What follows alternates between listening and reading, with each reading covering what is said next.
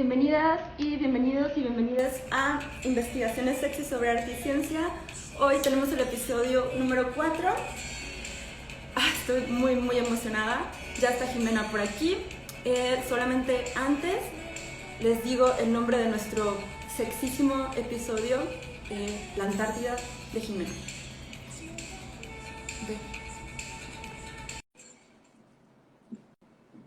Ya estamos esperando a que se conecte. Ay, estoy muy nerviosa. Hola. Hola.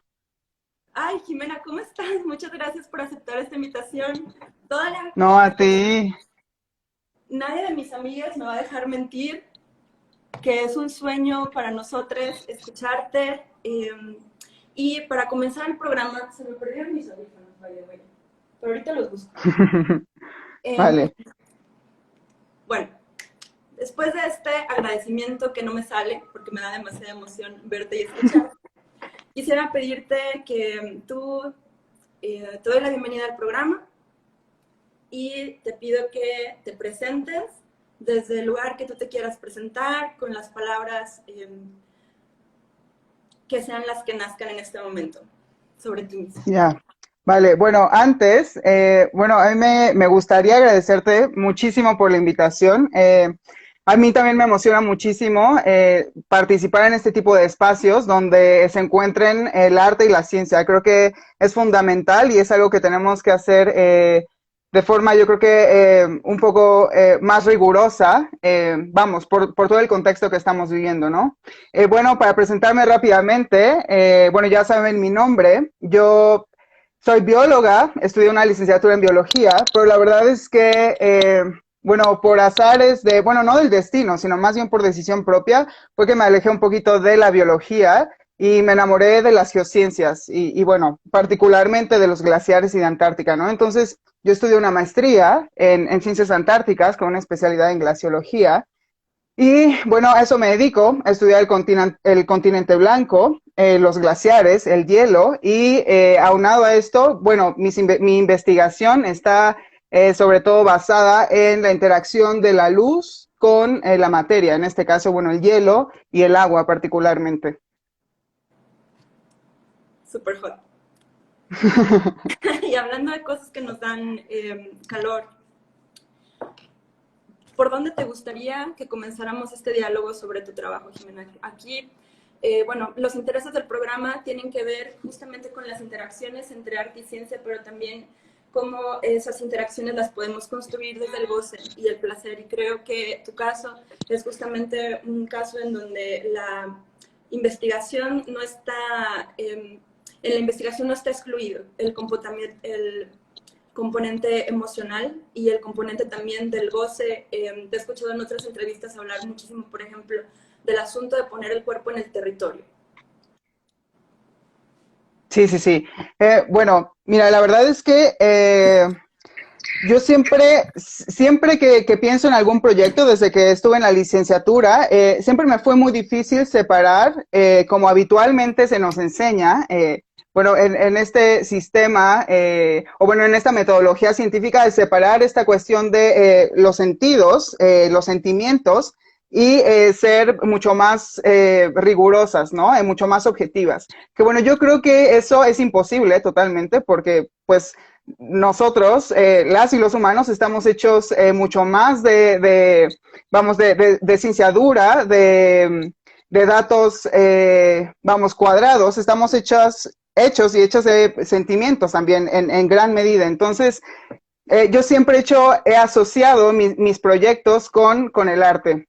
Ahora, en el momento en que yo pisé Antártica, me vino a la mente instantáneamente, por ejemplo, el trabajo de Wolfgang Tillmans. Y Wolfgang Tillmans trabaja mucho con el papel como objeto artístico y me encanta porque lo que él, uno de los discursos de Wolfgang Tillmans es que justamente pues estos papeles en blanco pueden ser transformados y nosotros transformarnos con ellos, ¿no? Está abierta un abanico gigantesco de posibilidades. A mí fue lo que me pasó en Antártica. Antártica es un paisaje totalmente abstracto. Es una hoja en blanco increíble. Antártica es bellísima. Yo no creo que exista una sola persona que haya estado en Antártica, que haya pisado Antártica y que justamente no le haya sucedido esto, que no se haya transformado o haya tenido algún tipo de metamorfosis en este lugar. Ahora, también me di cuenta, por supuesto, vamos, en las dos expediciones que tuve, que los cambios están sucediendo rapidísimo, rapidísimo. Se nos está yendo de las manos. Entonces, bueno, yo sobre todo me basé en el color, pensando en estas piezas abstractas de Wolfgang Tillmans, que juega muchísimo, por ejemplo, con tintas, con pigmentos. Bueno, yo de ahí dije, claro, los cambios de color en Antártica, en un continente que es totalmente blanco, que es un sitio de contrastes, ¿por qué no utilizar el color para poder asociar estos cambios de color con los cambios que están ocurriendo, vamos, en este contexto de cambio climático? Y ahí fue que, pues, empecé a jugar con el color, investigar sobre el color, y bueno, lo comencé a asociar con ciclos de carbono que son fundamentales, no solo en el planeta, sino en Antártica, en este continente. Es muy interesante situarnos en la Antártida. Me gustaría que también ubiquemos, hay una cosa que te escuché decir en una charla, quería como situarnos sobre todo para todo nuestro público que puede estar menos familiarizada con nuestro público, que puede estar menos familiarizada con tu trabajo. Y en una charla que diste, me impresionó mucho tu frase: no hay un solo rincón en nuestro planeta que escape a la influencia de la Antártica. Entonces, cuando yo te escuché decir eso, pensé, bueno, claro, no, si no hay un solo rincón que escape a esa experiencia, tampoco hay un solo rincón de nuestros cuerpos que escapen a esa experiencia. Y también me gustaría situarlo como para entendernos, que creo que a veces no lo hacemos, entendernos en el globo, en el globo del planeta, y luego entendernos en las imágenes con las que convivimos del planeta, las imágenes tradicionales con las que convivimos del planeta, y tratar de transformar esas imágenes por los diferentes movimientos del globo.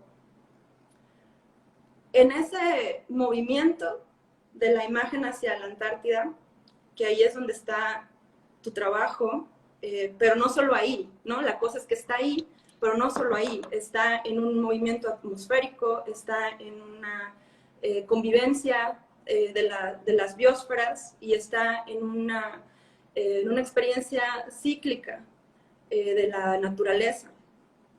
Entonces, esa es una cosa que a mí me fascina muchísimo de tu trabajo y de tu experiencia, que a través del color, y que aquí te invitaría un poco a describirnos más minuciosamente, y también desde esa experiencia híbrida, desde el arte, la ciencia y lo emocional. Bueno, ¿cómo haces tus piezas y de dónde estás trayendo todos esos diálogos? ¿De dónde los estás trayendo y hacia dónde los quieres llevar? Bueno, sí, es súper interesante lo que estás comentando ahora. Justamente, vamos, ni Antártica escapa de lo que sucede en todo el planeta, ni viceversa, ¿no? O sea, vamos, todo está completamente conectado. La cuestión es que Antártica, por ser este lugar de contrastes, por ser un sitio, vamos, si lo enmarcamos en vamos, en esta caja de simbolismos, bueno, Antártica es el continente blanco en todo el espectro posible. Es el único lugar en el planeta donde se ejerce realmente o se lleva a cabo el ejercicio de la paz, de la colaboración. Es un sitio puro, vamos, puro vamos, hasta cierto punto, pero justamente por ser este lugar y por todas estas características que ya mencioné, bueno, ahí podemos identificar rápidamente los cambios. Ahí se ven, vamos, son cambios muy, muy fuertes y bastante claros. Ahora, volviendo un poco al color, lo que yo quiero hacer, justamente como ya les platiqué, es estudiar estos ciclos, vamos, cómo se está comportando el ciclo de carbono en estas gigantes masas de hielo que anteriormente se creían que eran, eh, bueno, masas gigantes de hielo que no tenían vida. Hasta Uf, hace poco, 10 años, nos dimos cuenta que en el hielo hay muchísima vida. Es un bioma tremendamente rico y productivo. Incluso ha habido estudios donde se han dado cuenta que la productividad en ciertas zonas del hielo se puede asociar incluso a la productividad en un manglar. Imagínense, es tremendo. Entonces, el problema es que todos estos cambios que están ocurriendo en el globo, como ya les había dicho, se ven reflejados de forma muy directa en Antártica. Por ejemplo, estamos viendo manchones verdes, manchones rosas, manchones cafés, que se están apropiando cada vez más de las zonas costeras, de la zona norte de Antártica, la que no está tan al sur, vamos, que son las áreas que son menos extremas, pero que no deberían estar cambiando de esta forma. Ahora, todos estos colores, independientemente de que sean bonitos de mirar en un ambiente pues blanco, porque el contraste es increíble y el paisaje es muy bello, pero los colores nos están dando cierta información, porque si recordamos, la forma en la que interactúa la luz o los fotones en la materia, pues depende mucho de la composición, no solamente química de estas partículas, sino también física, de la nieve, de estos organismos, incluso de algunos compuestos orgánicos. Entonces, lo que yo hago, bueno, lo que estoy buscando hacer con mi trabajo es justamente hacer estas tipo eh, series, porque me gusta mucho hacer series de imágenes, sobre todo vacías. Me gusta mucho fotografiar espacios que no estén muy cargados de objetos. Busco un poco la desolación en las imágenes. Y yo creo que pensando un poquito por qué me gustan este tipo de imágenes vacías, es justamente por esto que ya les había comentado, porque te da bueno, posibilidades infinitas para poder apropiarte de esta imagen, meterte en esta imagen y transformar esta imagen al mismo tiempo que tú te transformas. Es decir, estas imágenes abstractas dan una posibilidad gigantesca, vamos, son agentes de cambio. En este sentido, hacer fotografías abstractas de Antártica y mostrarlas en una galería o incluso en charlas, por ejemplo, creo que es una forma muy interesante de acercarle no solamente este ecosistema o este ambiente a la gente, que es difícil que lo conozcamos porque pues es un lugar totalmente alejado, pero además también nos da la posibilidad de que estas imágenes abstractas las hagamos nuestras, ¿no? Que nos sintamos parte de esta imagen y que la transformemos de formas múltiples, infinitas. Vamos, yo no intento convencer a la gente, simplemente que sientan que se apropien de estos paisajes y de las posibilidades, vamos, de diferentes futuros o presentes que existen ya dentro de esta imagen o en nosotras mismas, vamos. bueno, y ya que estás hablando del tiempo, todos tus comentarios, una de las cosas que quisiera retomarlo todo, pero no lo puedo hacer porque soy humana y no tengo más bocas. Pero si tuviera más bocas, retomaría más cosas al mismo tiempo. Es esta cuestión dialógica entre nuestros cuerpas y la Antártida, y los cuerpos también de otros mamíferos y otras vidas no humanas, que también están implicadas en esa relación dialógica con la Antártida. Y la cuestión también del tiempo, porque para quienes no conocen mucho a Jimena, ella está a punto de hacer su tercera expedición.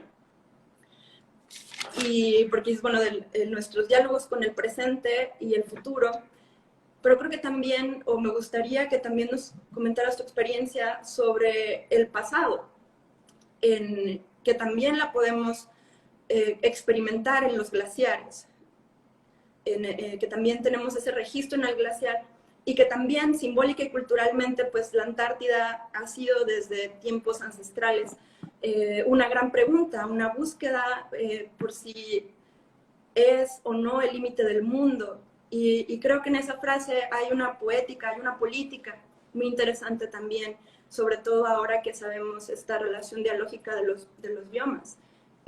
Quizás sí podemos decir que es cierto que la Antártida es el límite de nuestro planeta y que las transformaciones que ahí suceden son justamente el límite que tenemos. Entonces, no sé, estaba leyendo que, bueno, creo que fue en 1525, una de las primeras expediciones que logró avistar. En Sí, Frankenstein, claro, también en la literatura está plagada también de este simbolismo de la Antártida como el límite también incluso nuestra psique, de lo que podemos conocer como humanos, como humanos. sí, bueno, la forma en la que se percibía, por ejemplo, este sitio, la Terra Incógnita, por ejemplo, se le llamaba porque no sabemos realmente qué existía ahí, bueno, estaba dentro del imaginario, no me atrevería a decir de toda la sociedad porque eso es mentira, más bien estaba dentro del imaginario de estos personajes hombres, blancos sobre todo, bueno, en términos de exploración y de conquista, eso es la verdad, sobre todo en más o menos 1920, por ejemplo, hubo una época de exploración muy, muy fuerte en la que, bueno, sí, por supuesto, estaba esta idea de el fin del mundo o vamos, y ahí termina absolutamente todo. Y es bastante interesante, vamos, la idea que se tenía de Antártica, porque, bueno, todo inició bueno, con la intención de conquistar este sitio, esta tierra que nadie conocía, ¿no? Pero después fue muy curioso cómo se dio un giro bastante interesante cuando, bueno, hubo un montón de expediciones y varias trágicas, porque muchísima gente murió en el intento de ir a este lugar totalmente inhóspito y bastante violento, porque Antártica es un continente muy, muy violento. Eh, pero bueno, el caso es que empezó a cambiar un poco la concepción de este sitio y se empezó a hacer ciencia, ¿no? Y ahí empezó un boom bastante importante en la ciencia. Ahora, lo que comentabas de toda la información que se encuentra en Antártica, ese es otro de los valores que tiene Antártica. Ahí se encuentra almacenada gran parte de nuestra historia, cómo era la atmósfera, cómo eran nuestros mares, cómo, vamos, las partículas que teníamos, virus, bacterias, un montón de información que, bueno, nos va a ayudar. Si la perdemos, seguramente quedarán muchísimos huecos que bueno, si los hubiéramos podido recuperar, pues nos ayudarían un montón pues a saber realmente cómo se va a ir desarrollando nuestro planeta en este contexto de calentamiento, de cambio climático. Estaba por curiosa y porque la etimología es una de las cosas más placenteras para mí, buscando las raíces de la palabra expedición. Y bueno, viene de expeditio en latín, que es expedes, que es y básicamente sacar de los pies. Ex y pedes, pies. Sacar de los pies o sacar del camino. O sea, una expedición es el ejercicio de sacar del camino. ¿Cómo ha sido para ti, como artista y científica, como artista científica, sacar del camino en tus últimas dos expediciones? Ay, bueno, la verdad es que las dos han sido, bueno, una esperaría que, bueno, quizás no, pero que todas las expediciones terminan siendo casi lo mismo, sobre todo pensando en un continente que pareciera que no es, vamos, que siempre es lo mismo, que es siempre igual. Pero la verdad es que cada expedición que yo he tenido en este lugar me ha transformado de formas muy distintas, totalmente diferentes, porque además te enfrentas a distintos retos. ¿Qué decir, por ejemplo? Pues nada más con llegar a Antártica, simplemente llegar, la logística que se requiere, todo el trabajo que está detrás de las expediciones es monstruosa realmente. Pero en el momento en el que justamente te encuentras ahí, cuando empiezas a habitar este lugar, no sé, empiezas a transformarte de mil maneras, porque realmente comienzas a escuchar, vamos, el medio natural. Es muy difícil quizás explicarlo, pero por ejemplo, para mí escuchar o sea, escuchar realmente es ceder completamente todo, para que el ruido, el sonido, el ambiente tome posesión de ti. No sé si me doy a explicar. Entonces, empieza una transformación muy, no sé, muy profunda. Y te digo, cada expedición ha sido totalmente distinta, porque en la primera tuve un acercamiento muy cercano con el glaciar que yo estudiaba. O sea, estuve en la montaña, estuve en el glaciar, acampé ahí un poco más de una semana, entonces sentí el rigor de estar en la montaña, en el glaciar, escuchar el glaciar, sentir esta desolación que me encanta, y aproveché para tomar, vamos, para hacer un registro muy interesante. Y en la segunda fue el océano, fue el mar, que esa es otra de mis pasiones, el océano, ¿no? Entonces, este escenario blanco, totalmente abstracto, cambió totalmente a un mundo totalmente azul, por ejemplo, y este contraste blanco con los glaciares, las montañas. Entonces, vamos, los paisajes y la transformación fue completamente distinta. Creo que sí, creo que sí logras como ponernos en el cuerpo la experiencia al decir escuchar el glaciar, dice Cintia, y que escuchar es ceder, que escuchar en el arte, en las prácticas artísticas y en la ciencia, que escuchar para poder construir conocimientos es ceder. Y es una de las cosas que decía, por ejemplo, Mariana en la primera charla, porque ella decía, yo quiero poner, no quiero poner al humano en el centro de mi producción, quiero poner a la más pequeña unidad de vida, y esas son las bacterias, ¿no? Entonces de cierta manera, es otra forma de decir, como tú lo estás planteando tan puntualmente, que cedemos, que para la construcción de conocimientos tenemos que ceder para escuchar, para sentir. ¿Cómo eh, tomas eso, por ejemplo, en la perspectiva científica para la recolección y la sistematización de los datos? Muy bueno, mira, ahí siento que hay una brecha muy grande, que, bueno, desafortunadamente la base de la ciencia, o la forma en la que hacemos ciencia, vamos, en este marco o dentro de los cánones occidentales, la brecha es gigantesca. Entonces, a mí, por ejemplo, me ha costado en algunas ocasiones como vamos, unir estos dos horizontes que parecen muy alejados, pero están más... eh, tienen más relación de la que nos podemos imaginar. Por ejemplo, yo cuando voy a terreno y comienzo a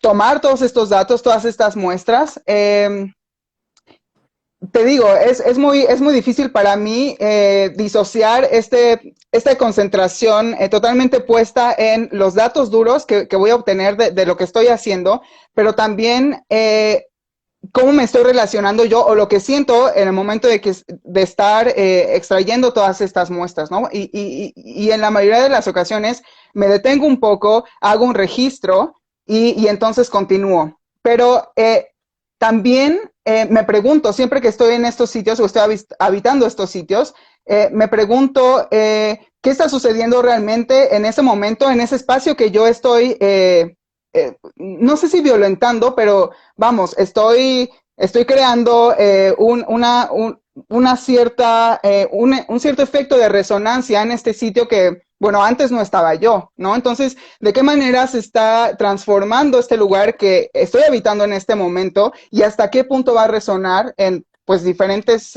sitios, ¿no? Hablemos, por ejemplo, simplemente de energía, sí, de esta transferencia de energía nada más. de sonidos, es que es todo está tan asociado, todo está tan relacionado que es imposible no pensar en todo lo que está ocurriendo. Por ejemplo, ahora que estamos hablando de sonido y de dejarnos habitar o ceder por el sonido, eh,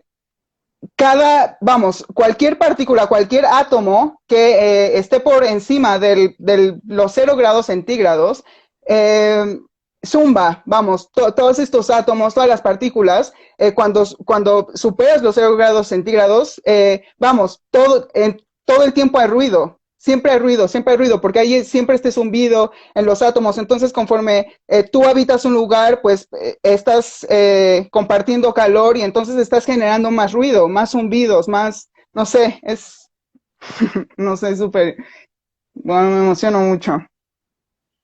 Tal vez hay un sentido de responsabilidad, como un sentido de responsabilidad en goce, porque te emociona esa responsabilidad, o no sé, tal vez, corrígeme si esa palabra sirve o no para tu experiencia de la Antártida. Por, por lo que estás planteándonos también estas expediciones, este moverte de territorio para investigar y para construir, para conocer, no es solo un traslado lineal, sino un traslado que está en lo vertical, pero que está también en la cuestión de la temperatura. No sé si es la palabra correcta, o sea, de que tú te estás moviendo, se están moviendo eh, a otra sensación térmica. Y Sí, sí. en eso también está, porque creo que también sí me gustaría decirlo así, que Jimena, junto con todas las científicos y científicas que están trabajando en la Antártida, está en una de las revoluciones científicas más importantes de este momento. Y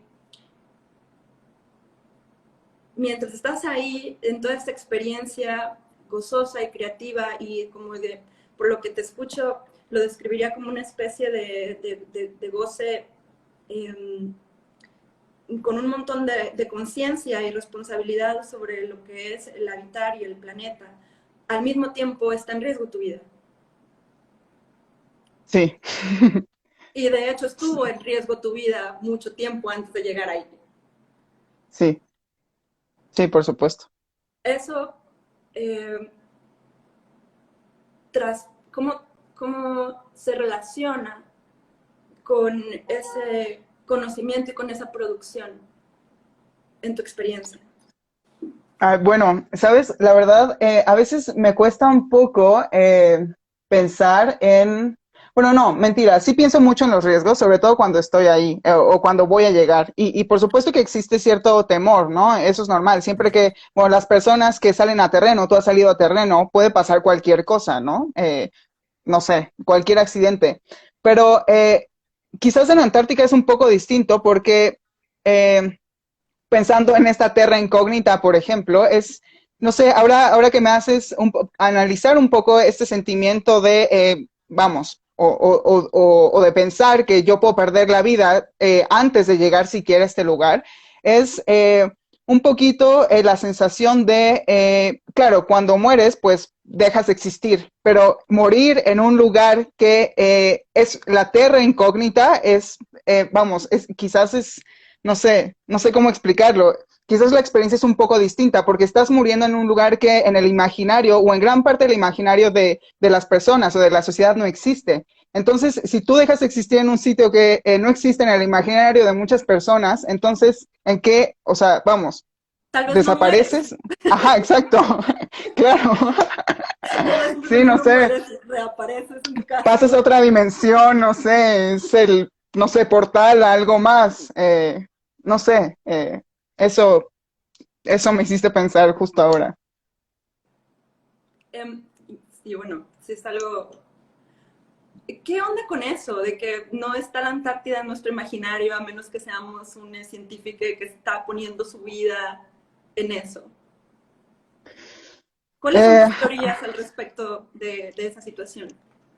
Mira, yo creo que gran parte la tiene, bueno, la culpa quizás está en justo toda esta, vamos, la intención que se tenía en Antártica justo cuando empezaron las exploraciones, ¿no? En estos años de oro de exploración antártica, solamente estaba, o estaba dirigido a cierto sector de la población, uno, hombres, y dos, hombres blancos, ¿no? Y nadie podía llegar a este lugar si no tenía los recursos suficientes. O sea, hay gente de muchísima lana, que eran super machos fuertes, que eran, no sé, vamos. Entonces todo ese discurso, bueno, yo creo que, vamos, abrió la brecha gigante entre, bueno, este continente que es parte de nuestro planeta, está en el globo, pero pues a muchísima gente le parece que es, vamos, volviendo, terra incógnita, ni siquiera, o sea, sabemos que está, pero no la sentimos. No sé si me explico. Por ejemplo, yo cuando muchísima gente me pregunta, ¿y tú qué haces estudiando Antártica? ¿Tú por qué, si México tiene tantos problemas, tú por qué te vas casi de, o sea, para pasarla bien de vacaciones a Antártica, ¿no? No sé, creo que ahí tenemos un trabajo bastante complejo, quienes tenemos la oportunidad de ir a Antártica, y es quizás abrirle un poco de espacio a Antártica dentro de la cultura, de todas las culturas, porque pues volvemos a lo mismo, es un planeta, es un organismo y absolutamente todo resuena. Si algo sucede en cualquier rincón del planeta va a resonar en absolutamente todos los demás, y sobre todo en Antártica, porque es, vamos, es muy extremo y es muy vulnerable, entonces reacciona a cualquier, eh, pues, impulso. Entonces, no sé, no tendría exactamente ahora la respuesta. Creo que la sigo buscando y la seguiré buscando. Eh, Pero tu sí. teoría es que sí, sí me hace sentido, o sea, pensar que, ok, si no soy un hombre blanco y fuerte, no tengo acceso a los glaciares, no voy a tener y no tengo por qué intentar tener acceso a ellos, ni intentar tener acceso al goce implicado en la comprensión global del planeta. Eh, Quisiera preguntarte si podrías elegir uno de tus proyectos y darnos como un paseo minucioso y desglosado. Claro. Tal vez sea difícil elegir porque tus proyectos son maravillosos, pero bueno.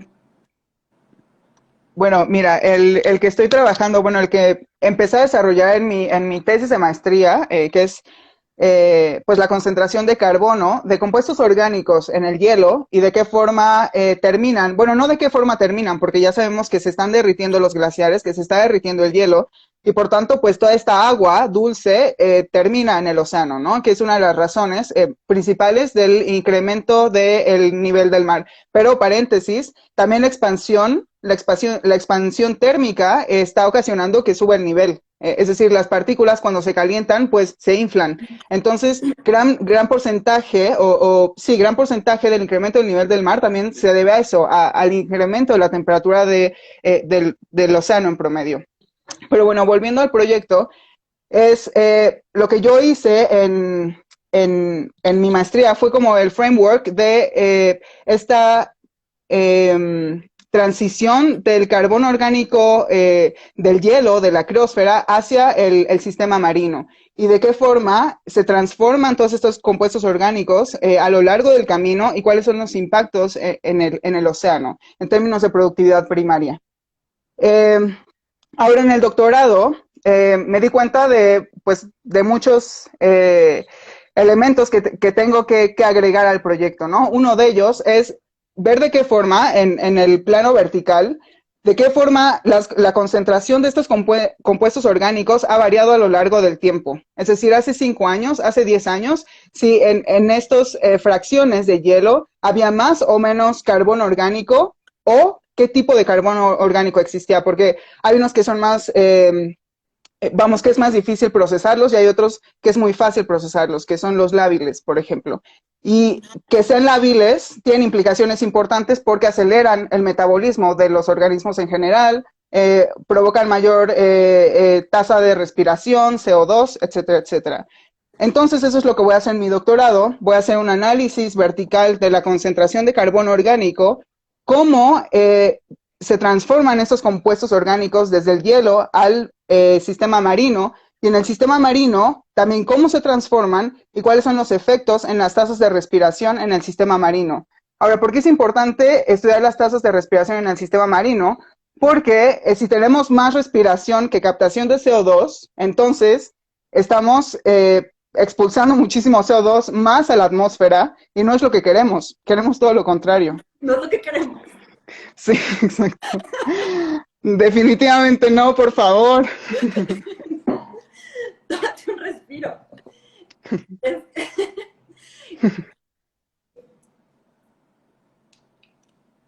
Fue como, creo que todos y todas contuvimos el aire contigo mientras nos explicabas todo el proceso de tu investigación. Bueno, tenemos algunas preguntas. ¿Cómo procesas esas muestras? Yo tenía también la pregunta de si esto lo vas a hacer con datos que ya recolectaste en las últimas expediciones o es uno de los objetivos que tienes en la expedición que estás preparando y para la cual por cierto, está recaudando fondos, como lo dejo por aquí. Bueno, a ver, primera pregunta, ¿cómo proceso estas muestras? Bueno, voy a terreno, extraigo unos testigos de hielo, que son como estos tubos de hielo que seguramente muchos de ustedes los han visto en la tele o los conocen realmente. Y lo que hago es proceso estas muestras a partir de técnicas de bioóptica, lo que me fascina hacer, y las estudio a partir de qué tanta o qué longitudes de onda se absorben en este hielo. Entonces, dependiendo de las longitudes de onda que se absorben, es decir, que desaparecen del espectro, en una gráfica, si lo veo en la pantalla, son curvas espectrales. Entonces, dependiendo de las curvas que desaparecen, es que yo puedo saber de qué componente estamos hablando. Vamos, eso es en términos muy generales, es un poco más complejo y se tienen que procesar mucho los datos, pero en términos generales, eso es lo que hago. Estudio estos ice cores o estos testigos con técnicas de bioóptica, de absorción, backscattering, al color. Vamos, para ser breve. Particulares. En este programa nos podemos ir a las particularidades, no porque no ame cómo nos cuentas desde la generalidad, amo cómo nos cuentas desde la generalidad, pero creo que podemos tener esa brosura también de las particularidades del color y aprovechar todo este amor que tienes por las técnicas con las que trabajas, los materiales con los que trabajas. Entonces, tal vez esas particularidades también aquí nos puedan dar pautas para repensar esa manera en la que nos estamos relacionando o en la que nos queremos relacionar con los polos. Sí, sí. Bueno, ya que abrió la página para hablar un poquito más de color, por ejemplo, los compuestos que yo estoy buscando, que son compuestos orgánicos, tienen un color café. Entonces, este color café absorbe muchísimo en el área o en la fracción de UV, que es, por ejemplo, los colores violeta y los colores azules. Entonces, si absorbe muchísimo en esta región del espectro, es decir, violetas y azules, quiere decir que en promedio los compuestos que estamos encontrando en esta muestra son carbono orgánico, pero por ejemplo, también hay otros pigmentos que son de las microalgas, que son pigmentos, por ejemplo, de la clorofila, que son verdes, pero también hay otros que son rojos, hay otros que son amarillos. Entonces, hay una gama completísima de pigmentos y entonces estas curvas espectrales nos dan toda esta información. Podemos saber de qué tipo de pigmentos son y si sabemos qué pigmentos son, entonces también podemos o nos puede acercar un poquito a identificar la especie que estamos viendo, o incluso algunos procesos, ¿no? Algunas sustancias también, por ejemplo, que sirven para proteger a las células de la radiación solar, que son los fenoles. Los fenoles están en muchos organismos, sobre todo en la nieve, Pues porque imagínense la cantidad de radiación que reciben, entonces necesitan crear mecanismos para protegerse, para que las células no se desintegren con los rayos UV. Entonces, si encontramos fenoles, o dependiendo de la cantidad de fenoles, también podemos asumir algunos aspectos del ambiente en general, del ecosistema que estamos estudiando. Entonces, con el color, bueno, es una locura, se pueden hacer un montón de cosas, un montón de cosas. Y si esto comenzamos a traducirlo o a transcribirlo a piezas de arte que podemos mostrarle a la gente y mostrarles realmente cómo ocurren estos cambios y con qué aspectos científicos se asocian. Creo que es una herramienta muy, muy potente, muy potente. Sí, nos está de hecho ya, yo creo que golpeando a todas y a todos el impacto que pueden tener relacionarnos con esas curvas. Sí, me quedé un poco sin aliento, honestamente.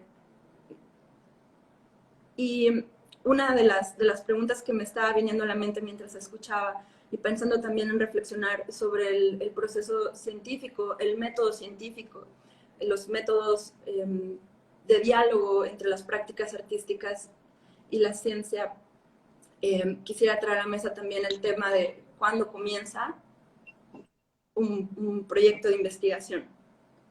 Comienza en el diseño, comienza en la pregunta, comienza en el camino, cómo se relaciona con el método, ¿no? En tu experiencia como humana y científica, porque bueno, y también eso creo que es pertinente. ¿Qué es para ti la ciencia? ¿Cómo te relacionas con el concepto de ciencia? Y bueno, creo que por ahí partimos. Bueno, mira, para mí, porque seguramente la experiencia de cada uno y de cada una es totalmente distinta, ¿no? La forma en la que yo inicio este proceso de exploración, que para mí es cuando empieza un proyecto, ya sea científico, de cualquier índole, no necesariamente tiene que ser científico, es con las preguntas. Las preguntas comienzan a bombardear hasta que llega un momento en el que son tantas que tienes que sentarte a intentar responderlas, porque si no te explota. Bueno, es lo que a mí me sucede. Entonces, tengo que buscar espacios en los que intente o procure ir respondiendo cada una de estas preguntas. Y generalmente lo que me sucede es que respondo estas preguntas con más preguntas y entonces empiezo a armar un cuerpo de incógnitas gigantesco. Y bueno, a partir de ahí ya empiezo a evaluar qué es no solo lo prudente, sino qué es lo viable, y qué puedo hacer con todas estas preguntas que me atacan. Y de ahí comienzo a crear esquemas, vamos, objetivos que me acerquen a la respuesta, ¿no? O que a lo mejor alivien esta inquietud o esta pregunta y que me lleven a otra que sí pueda responder.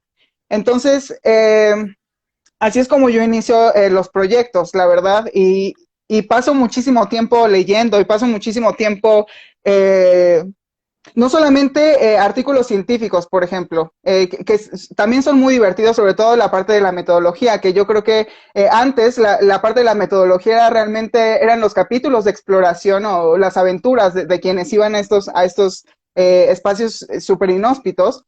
Pero también lo que hago es que cuando no puedo o me siento un poco paralizada en los textos científicos, siempre vuelvo o busco respuestas en libros artísticos, por ejemplo, de poesía, de fotografía, sobre todo de arte abstracto. Tiendo mucho a lo abstracto. Entonces, bueno, ese es el proceso, o ese es como yo inicio los proyectos científicos. No puedo separar, como lo he estado repitiendo, no puedo separar la parte artística o este sentir con todo el cuerpo y con toda la mente, con todo el alma. No lo puedo separar de este rigor científico. Para mí es imposible. Entonces, la ciencia para mí es justo esta exploración integral, transdisciplinaria, y no la puedo separar. Para mí ya es imposible hacerlo. Totalmente. Transdisciplinaria y bueno, en el caso además de la Antártida es algo que no se puede hacer de manera individual, por lo que entiendo. Sí, no, imposible. O sea, necesitas muchísima colaboración. Vamos, ahora, en este momento, para poder enfrentar vamos, cualquier, o para abordar siquiera un proyecto científico es imposible hacerlo sola, imposible. O sea, nuestra concepción de científicas y científicos brillantes ya yo creo que ya se está disolviendo, ya acabó. Bueno, desde antes, sí, no, ya. Lo que está pasando que es muy bueno, ¿no? Eso ya es historia, sí, no, son grupos disciplinarios, es comunidad, colaboración, y no solo, vuelvo a lo mismo, no solamente es con científicos o nuestros pares o dentro del gremio científico, sino son artistas, científicos sociales, la política, no, es que es un espectro, vamos, no acabaríamos. Bueno, vamos a intentar comenzar. Y gracias por todos los comentarios hermosos que nos están haciendo. Sí, sí los estoy revisando y apuntando. Quiero comentar el último, que es el de Brenda, que somos sentipensantes, dice. Y Sí. mientras te escuchaba hace un momento, me percibía esta idea quizás muy radical con la que quisiera que retomáramos de la pregunta de si el conocimiento es un alivio. Mientras tú explicabas tu relación con las preguntas y que la respuesta genera otras preguntas, y entonces estás... pero hubo un momento en el que me parece que sí expresaste que hay un alivio, que hay algo que se alivia al estar en este proceso científico, creativo y artístico de hacerse la pregunta por el conocimiento. Entonces, bueno, hablemos de eso primero para no desperdigarnos tanto. Mira, para ser muy concreta, sí, por supuesto que existe cierto alivio, pero me parece que el tiempo de este alivio es infinitesimal. En el momento en el que lo siento, ya vuelvo a sentir, no es angustia, pero es otra vez una revolución muy fuerte por entender por qué suceden así las cosas. La verdad es que para mí el conocimiento, vamos, con el conocimiento no transito hacia la calma. Eso es un hecho, es todo lo contrario. Es todo lo contrario. Pero vamos, no es que sea algo negativo, para nada. Siento que me hace sentir más viva. Sí, me hace sentir O más sea, viva, totalmente. con el conocimiento no transitas hacia la calma, sino que transitas No. hacia la vida. ¿Hacia qué, perdón? Hacia la vida. Sí, totalmente, es que eso es la vida. La vida no es calma, la vida no es miel sobre hojuelas, es todo lo contrario, pero pues está en el significado mismo. Vamos, hay que enfrentarse a muchas tormentas y a varios cuestionamientos que justo nos alejan de la calma. Y no está mal tampoco, vamos. Claro. Sí, no necesitamos entrar como a esos paradigmas binarios tampoco, ¿no? De si eso Sí, está ajá, bien o exacto. mal, es una cosa, es una situación que sucede así, que en tu experiencia ese alivio es de un microsegundo, un microsegundo, y luego Sí. hay que como volver a entrar en ese proceso creativo. Hay otra implicación súper impactante, de la cual me gustaría que también nos ampliaras tu experiencia, que es esta, el investigar en un territorio que no, en el cual hay un acuerdo para que no sea explotado, que hay un acuerdo para que no sea militarizado, que hay una convivencia en el que se está acordada una política de paz, una política de convivencia internacionales, pues una relación de diálogos desde diferentes lugares geográficos, políticos, en donde estas diferencias, no sé si realmente se disuelvan o no, pero al menos en términos legales hay como un interés o una agenda porque se pueda convivir de otra manera en el fin del mundo, en el límite del mundo. ¿Por qué podemos llegar o por qué podemos intentar llegar a ese acuerdo en la Antártida y no podemos intentar llegar a esos acuerdos en otros lados, pero también cómo es investigar desde ese lugar. Bueno, voy a contestar con la última pregunta que me hiciste y después voy a profundizar un poquito más en todo lo demás. Sin duda, estar en este sitio y trabajar, vamos, bajo el cobijo del Tratado Antártico, que es justo lo que describiste en este momento, se siente muy bien. Se siente muy bien porque realmente sientes que perteneces a un mundo donde la colaboración, la paz y la humanidad reinan. Eso, entonces, bueno, si imaginamos todo este contexto, es riquísimo trabajar ahí, pero obviamente dentro de este mundo utópico,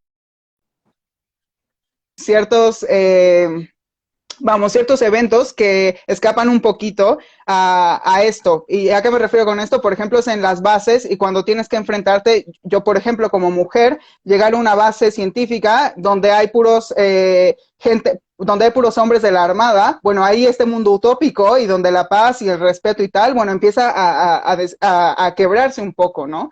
Y ahí estas bases, bueno, vuelves un poquito de donde vienes y eso lo hace un poco triste, pero cuando estás en el hielo, cuando tu cuerpo está habitando este sitio vacío, la cosa ahí es muy bonita.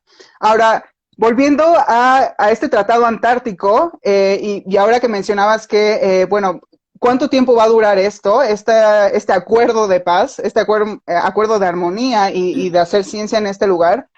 Bueno, yo inevitablemente tengo que volver al color, el simbolismo que engloba al color blanco, ¿no? Y que es de la paz, una cuestión como súper pura. Ahora, si volvemos un poco a lo que les estaba mencionando de los cambios de color que está sufriendo Antártica, bueno, ¿ustedes qué creen que suceda conforme gradualmente el cambio de Antártica comience a virar? ¿Qué es lo que va a suceder?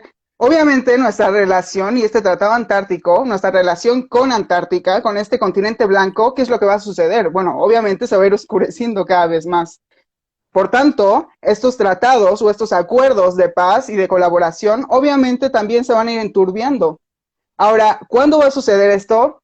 No lo sé. Se espera, hay secreto a voces que seguramente en el 2028 este tratado antártico, bueno, se va a poner nuevamente en la mesa y va a haber ciertas reconsideraciones en torno al continente.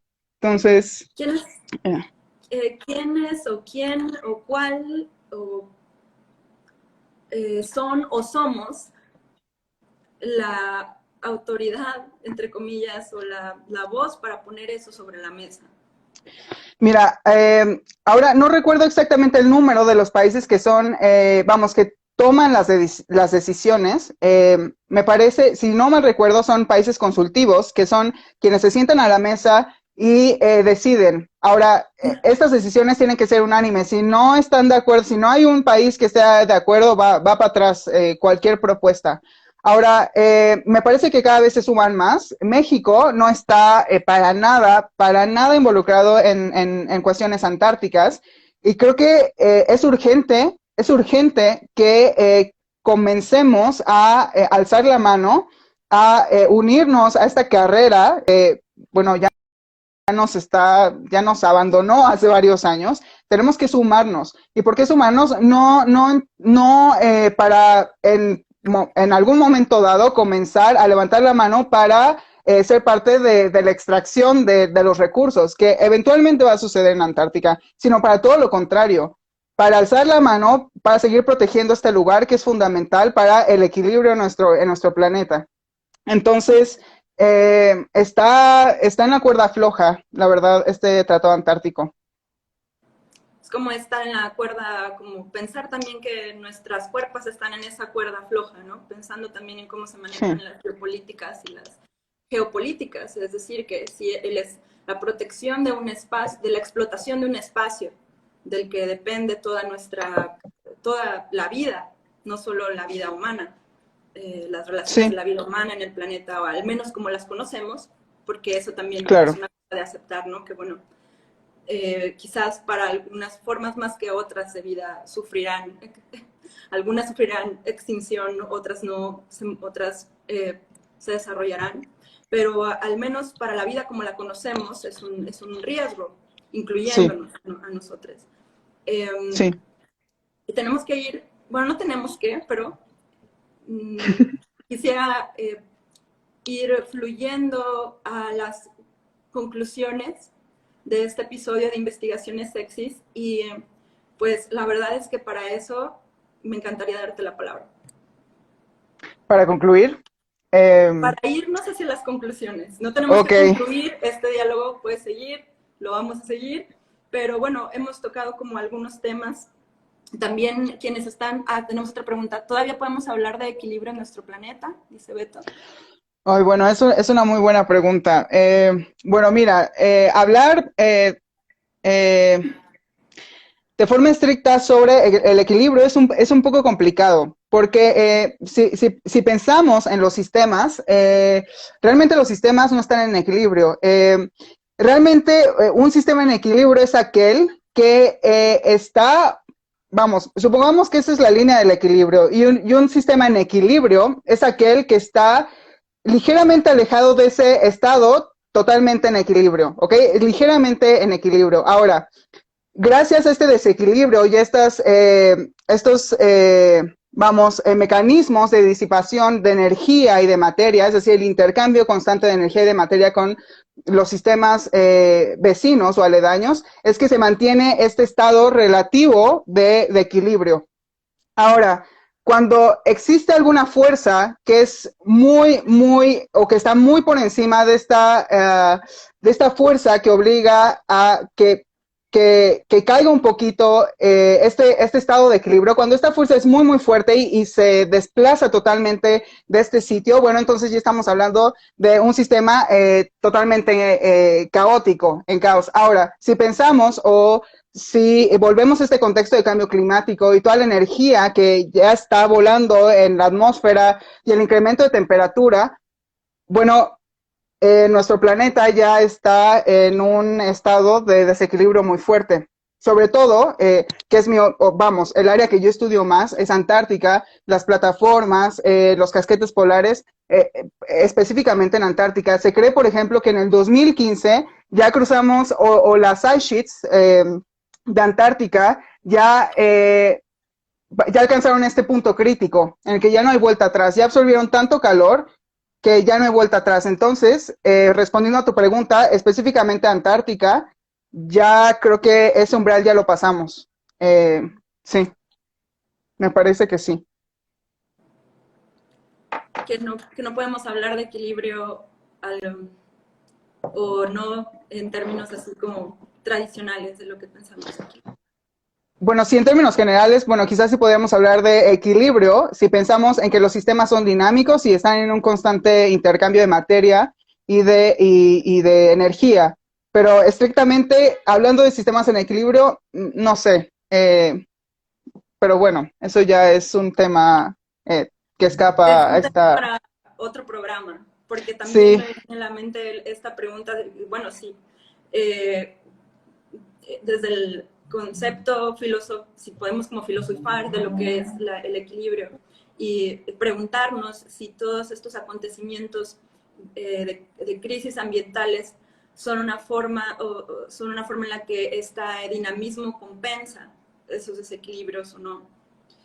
Y también sí, desde cómo también culturalmente en la construcción del conocimiento tampoco se libra, necesita que estemos constantemente cuestionando la manera en la que nos referimos, ¿no?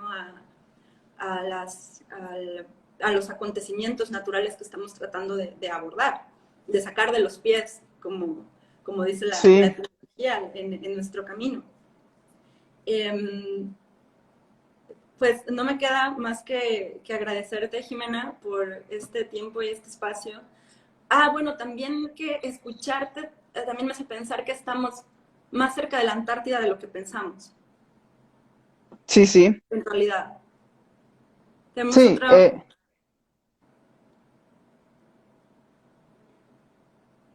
Uy, mira, bueno, quizás no sé, la que me viene a la mente es Mad Max, totalmente.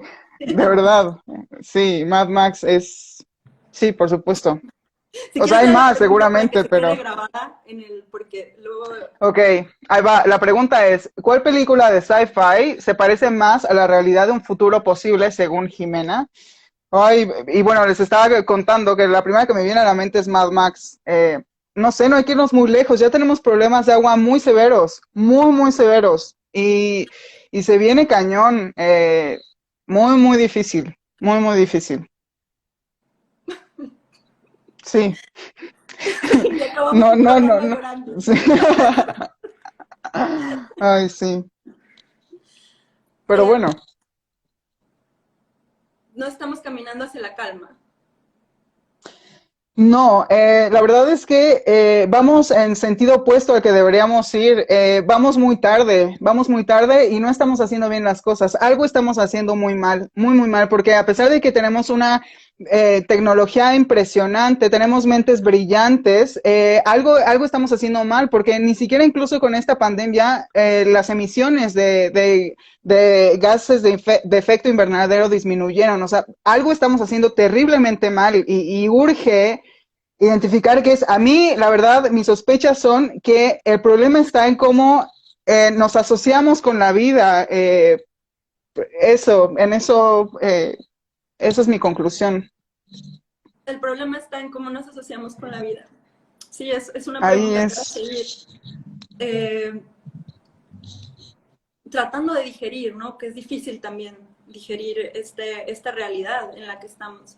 Y ahorita se me salió la risa porque decía Eric también en un comentario de que la respuesta es no reproducirnos, ¿no? Así como que tal vez bueno, tratando sí, de reproducirnos sí, pero yo creo que para más bien empezar. es cuánta energía consumimos. O sea, deja tú que, o sea, que tengamos bebés a lo loco, es cuánta energía o sea, necesitamos para sobrevivir, no necesitamos tanta energía para sobrevivir, más bien son caprichos que hay que comenzar a deconstruir. ¿Qué acciones inmediatas nos puedes recomendar para concientizarnos en nuestros hábitos de consumo y ahorrar agua? Dice Elsa. Hola Elsa, Elsa es una super amiga. Bueno, lo que a mí se me ocurre y casi siempre menciono en estas charlas es eh, tomarnos un poco el tiempo de revisar de dónde viene lo que consumimos, es decir, todas las implicaciones económicas, sociales, ambientales que conlleva, no sé, comprarnos una libreta, que yo soy súper, me encantan las libretas, pero bueno, creo que debo comprar menos libretas. No sé, los gadgets, todo, absolutamente todo lo que compremos hay que revisar de dónde viene, qué manos las produjeron, las injusticias que están detrás de todo esto, porque vamos, no solo es una cuestión ambiental, sino también es social, o sea, todo el sufrimiento que hay detrás de un artículo, por muy, muy tonto que parezca, hay que revisar todo eso. Creo que eso ayudaría bastante a darnos cuenta realmente todo el daño que hacemos por el simple hecho de elegir o no un producto sobre otro o sí. Más dudas. Oli, en tu punto de vista, ¿cuánto tiempo le quedan a las ciudades cerca de la costa en México, como Mérida, por ejemplo? Uy, bueno, Mérida es un caso preocupante y también Tabasco. Miren, actualmente, durante estos últimos años, la temperatura de la atmósfera ha incrementado 1.2 grados centígrados. El Acuerdo de París, que se firmó en 2015, se firmó para evitar que para finales de siglo llegáramos a los 2 grados. Ahora, gracias a los modelos que tenemos ahora, se estima que lleguemos a final de siglo y que vamos con una temperatura 4 grados por encima de lo que ya tenemos. ¿Esto qué quiere decir? Esto quiere decir que nos estamos o estamos yendo hacia el escenario más crítico, el peor de todos, hacia allá vamos. Entonces, ¿cuánto tiempo le queda a Mérida? ¿Cuánto tiempo le queda a Tabasco? No sé, quizás en poco tiempo ya comencemos a ver algunos efectos muy importantes del incremento del nivel del mar. Actualmente, desde 1997 hasta, no, mentira, 1994 hasta el 2017 ha incrementado el nivel del mar 33 milímetros aproximadamente. Pero en este escenario se espera que incremente el nivel del mar hasta 2 metros, por ejemplo. ¿Cuánto en cuánto tiempo? Es difícil. Los modelos nos hemos dado cuenta que subestiman lo que está sucediendo en realidad. Entonces, vamos, entre 10, 30, 50 años es difícil saber con precisión qué es lo que va a suceder, pero que va a subir el nivel del mar y bueno, toda la costa, eh, sin duda. Sí, pues Jimena, de nuevo muchas gracias. No, no puedo expresar mi agradecimiento por este tiempo para dialogar sobre esta geografía y estos lugares del conocimiento. A mí me gustaría cerrar con tu frase de la escucha, y que escuchar es ceder, y tal vez si comenzamos a ceder en otras maneras también en nuestra relación diaria con la vida, si empezamos a ceder y a escuchar, tal vez podamos alentar un poquitito la situación del cambio. Y nada, a ti te doy la última palabra otra vez. Bueno, yo creo que yo también me quedo con esto último que mencionaste y bueno, de verdad agradezco muchísimo que se abran estos espacios porque como lo dije antes de iniciar la charla, son necesarios, son urgentes y necesitamos unirnos todas, dialogar entre todas las disciplinas para poder comenzar a transformar desde la base. Y yo creo que inicia justamente o empieza a gatillarse en este tipo de espacios. Entonces, muchísimas gracias, Melissa, y espero pues que sea la primera de muchas, ¿no? Y bueno, cuando termine Sí. todo este rollo de la pandemia, ojalá podamos hacer algo, no sé, montar algo, ¿no? Estaría bastante padre, estaría muy interesante. Me siento como que acepto tu propuesta. Estamos comprometidos con este proyecto. Va, ok. Gracias de nuevo, gracias a todas y a todos y a todas por vernos. Cerramos este programa y seguimos. Muchas gracias. Un Chao, placer. Chao. chao, chao.